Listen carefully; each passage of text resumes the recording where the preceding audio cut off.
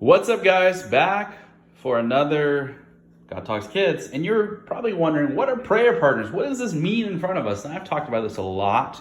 And today we're in our community zone where we kind of teach you some daily life lessons, working on prayer, working on ways we can help those in our community. This kind of touches on all these things, prayer partners. Now, what prayer partners are something we do at camp. And this is the Camp Connects part of the session of God Talks Kids for the next 6 to 8 weeks. So prayer partners, it reminds me of how you can pray for those that are in need. So at camp, there's two ways of doing this. What we used to do is we used to have a pen where you put it in a hat and you pull a name, and what happened, people would lose their little clothespin. So they started, and I'll get to the clothespin in a minute, we started putting the clothespins up and putting names in a hat. So you would draw a name, and that could be any name.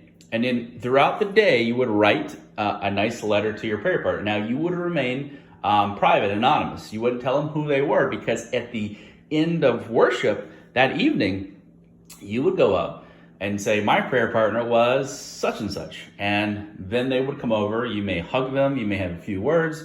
And the cycle would continue. That person would have a prayer partner. But the notes that you were write, one note, many notes, whatever they were supposed to be words of love, words of kindness, of hope, whatever it was. And so, for instance, if I take this hat here and I draw a name out, and I'm going to pull a name and it says PJ, well, that's me. Well, Pastor Josh. So if you drew Pastor Josh's name, you would come over, you would find a piece of paper, you would say, Pastor Josh, dear Pastor Josh, you would write whatever you want to. You would write from your PP, right? Prayer partner. So you want to stay anonymous. You don't want to let them know who you are until the end, because sometimes it's very surprising. They're surprised about who it is. But all this is to pray for your prayer partners. So once you write the note, you take the note. We'll take this little fake note. You go over, you see it says, Josh, there's my clothespin. And usually there's a brown bag and there's a long line, like a clothesline. And you would put this into the bag, right? And the bag is like one of those lunch bags. It's brown, so you can't see the notes. And throughout the day, the person will come. So I would come, oh my gosh, Josh has a note. Pastor Josh has a note. You pull a note out and you read it. And it'd be a nice little thing that you would just remember. Nice, kind words, nice, kind, loving messaging from your prayer partner. And so there's my prayer partner clothespin. You can find these in any store. This is the Godfather. It's really old. It's one of the nicknames.